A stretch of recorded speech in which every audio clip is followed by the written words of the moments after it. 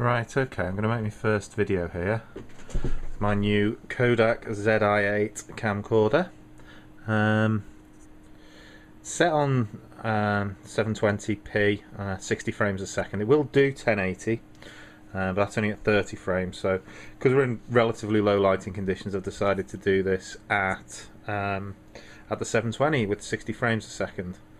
What I'm actually going to be doing is I'm going to attempt to show you how I'm going to fit these Motopart heated grips to my Vespa GTS 300.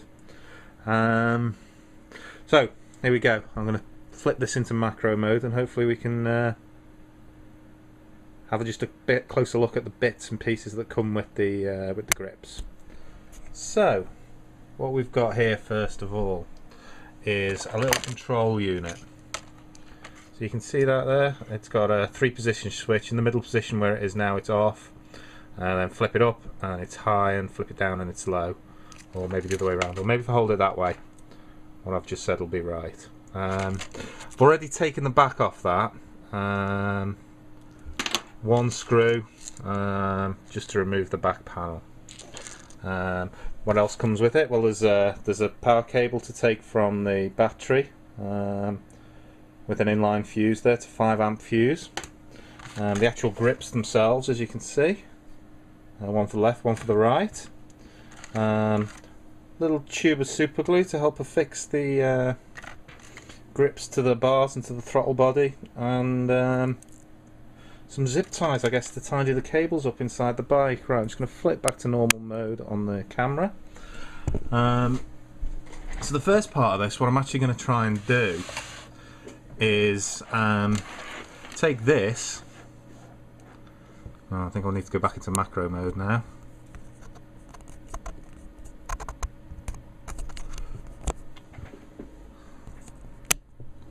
There we go. So if we take this,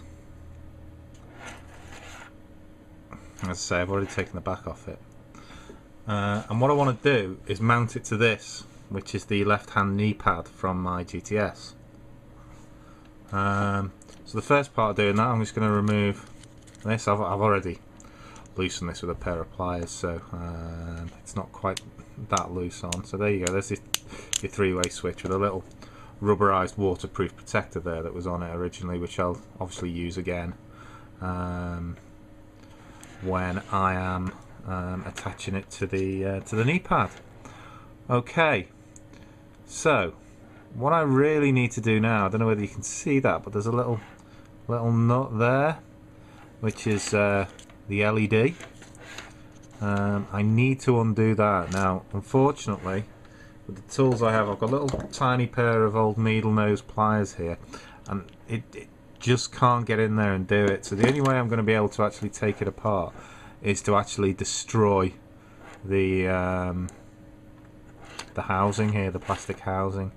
So I'm just going to slit down there and slit down there with a Stanley knife. Okay, so